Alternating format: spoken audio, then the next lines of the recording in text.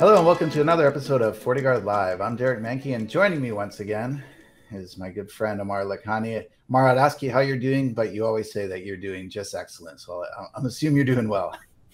Well, today I'm doing very excellent. So there you go. Doing better than normal. Always have to one up it, don't you? Yeah, it's great to talk with you again.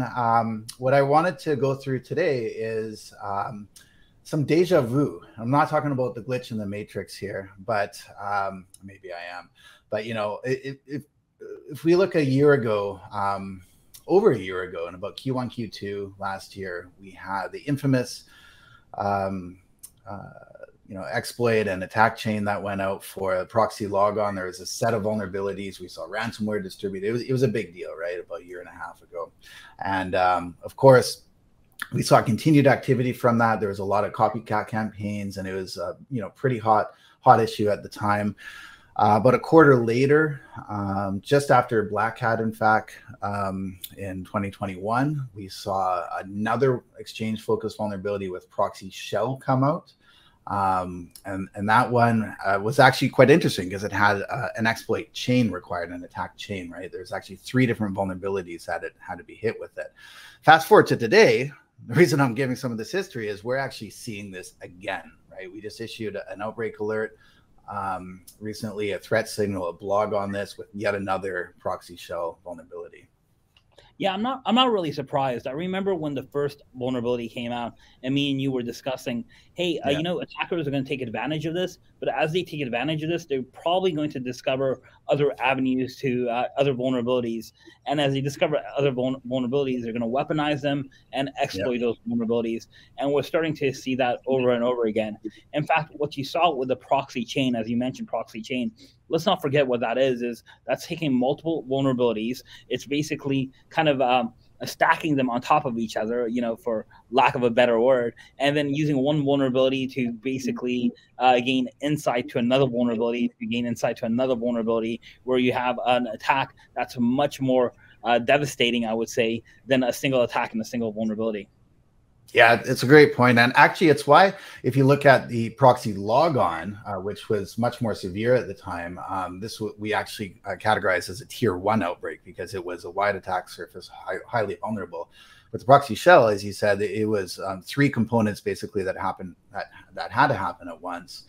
We're talking authentication, privilege escalation, and then obviously the remote code execution. So while it was a severe vulnerability, it does limit the attack surface because of that, right? Right. I mean, it definitely limits the attack surface, but in some ways it's a little dangerous because people that are taking advantage of that attack surface, already have a little bit of skill. They have a little bit of sophistication. They pretty much know what they're doing at that point. So yes, it limits the attack surface, but the attack could be more severe in some ways. Yeah, definitely. So let's talk about this recent one. So 2 CVEs, 2022, 41040 and 41082. Microsoft's released a blog on it.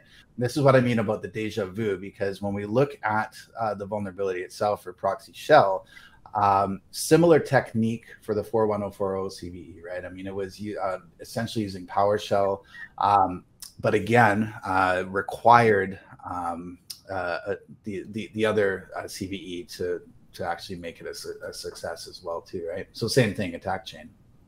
Yeah, exactly. So once again, it's very similar techniques.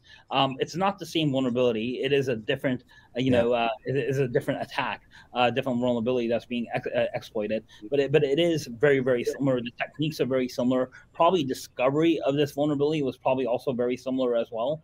And as you said, it's not just one attack to make it successful. You're going to stack up attacks. You're going to basically stack up an authenticated, server-side forgery attack. You're going to bring up PowerShell, and then you're probably going to, incorporate some sort of malware or some sort of backdoor or whatever the attacker may choose to do. Yeah, and so FortiGuard Labs, we released a blog on this, and one thing that we actually point out in the blog is that a key difference from this to the proxy shell we saw a year ago is that authentication is required in this instance. However, and while that does limit the attack surface, like we're saying, authentication, meaning credentials, you see a lot of that often sold and easily accessible on dark web as well. So it's not it's not as difficult as one may think, right? Right. No, absolutely. I mean, that's why we kind of preach to customers to, do some sort of brand protection or, brand monitoring with things like, FortiRecon, where they're actually monitoring the dark web for their own leak credentials, because we're seeing a lot of that, not only with this attack, but with a lot of attacks in the last 6 months where, old credentials, get used in attacks, old credentials, even with, multi-factor fatigue or multi-factor attacks, are being used by multiple threat actors to attack an organization. And let's not forget, like Microsoft Exchange, usually if you're attacking Microsoft Exchange, it means that an attacker is on your domain. They could potentially have access to the entire domain, all the users out there, possibly passwords or at least tokens for authentication. So it's it's potentially pretty devastating to an organization. Yeah, that's a great point, Aamir. It's like the living off the land attacks that we talk about. And another good point that you mentioned is, again, given the similarities between the discovery of this, right, and the actual vulnerability and the exploit, it's a good example of weaponization. And we see this with malware, right? Recycled DLLs and libraries and code. But in this case, they're actually leveraging something that's been weaponized before, essentially, right? So good news, bad news, right? The bad news is the attackers already have this in their toolkit, and so they can ramp up activity. It's not like a big development phase, right, when it comes to this, especially when it, like these copycat attacks, different payloads that we talk about, or that we see out there. So that's the bad news. But the good news here is that we actually had proactive protection over a year. We released a signature at the end of July in 2021 that handled the discovery of this with the PowerShell in exchange for the initial proxy shell. And that signature actually applied to this new CVE that came out as well. So that was quite interesting. Yeah, so that was actually kind of pretty cool because, we, first of all, just to back up a little bit, you said attackers don't need to ramp up. And I think that's why we are seeing this attack, or people are reporting this attack in the wild. People are reporting that there's some proof of concepts out there. So, some honeypots that we had non-protected, at least personal honeypots, we saw some sort of compromise. Still need to kind of take a look at those a little deeply to see exactly what happened there. But this attack, didn't take a long time for attackers to ramp up. But at the same time, our signature was protecting at least against certain variants of this attack, or certain, certain types of deployments against this attack as well, which is a pretty cool thing because we had that signature over a year ago, as you said, for the last Exchange attacks out there. So, customers could possibly be protected against certain types of variants of this attack. Yeah, and it actually reflects in some aspects on the supply chain of the adversary, right? And you can see how they're actually recycling and reusing some of these tools, which is quite interesting.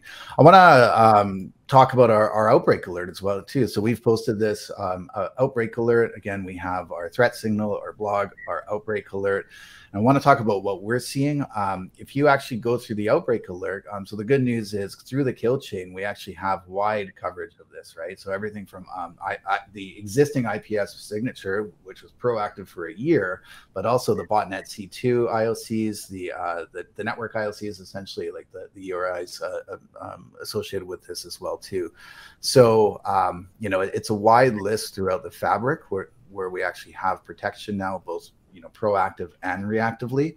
And on the outbreak alert itself, you can actually see on that signature that we're talking about the activity. And not surprisingly, given that the signature was deployed for a year now, even though this blog from Microsoft just came out at the end of September, we actually saw a big wave of activity even previous to this. In fact, we at FortiGuard Labs, we looked at our data dating back to January 1st of this year, and it's been a continued wave of attack activity on the old exploit and vulnerability, but also the new one. So I think my point is that don't expect this to go away anytime soon, because we've seen almost a year of activity still on the old signature. Top 3 targeted sectors that we're seeing are technology, government, and healthcare as well too. Yeah, I think what this is really saying at the end of the day is that Exchange, Microsoft Exchange, is a is a target that threat actors want to go after. They see the value in that target for the reasons we talked about. Connected to the domain. Once you're on an on-premise Exchange server, you probably have a lot of access anywhere if once you exploit that box or compromise that box. So absolutely, I don't think we're going to see this go away. And I also think that if you haven't thought about how to protect your on-premise Exchange servers or on-premise DMZs, you need to start thinking about that again. Maybe start reevaluating how your internal segmentation is set up as well. Yeah, great point. And I know you've been monitoring this as well. You've already seen some payload associated with this too. It's inevitable, right? But you've already seen some indication of this too. Yeah, absolutely. So we're seeing, and once again, I think in the next couple of days we're gonna get a much clearer picture. But it looks like there is some ransomware that could be possibly associated to this vulnerability, and this ransomware is potentially giving access to systems and allowing threat actors to compromise organizations and getting a full foothold in those organizations. A little more to come on that. I'm sure we'll have a blog once we follow up and kind of put all our ducks in a row and verify a couple of things. But I'm not surprised if even if we're not seeing it today, we will be seeing it quite a bit, because it's just a natural place for threat actors to go to. Yeah, no, I think that's the point. Absolutely. It's old tricks in new forms, right? Which again is the refactoring of the weaponization supply chain that we see. All great points, Aamir. Great talking to you. I know you'll continue to monitor this at FortiGuard Labs. We'll continue to monitor this. Any updates, you can go and check our outbreak alert and our threat signal, our blog at blog.fortinet.com under the threat research category. Have all the latest and greatest updates there, but rest assured we are on it. Thanks again, Aamir. Really appreciate talking to you, and have a good day. This is Derek Manky signing off from FortiGuard Live.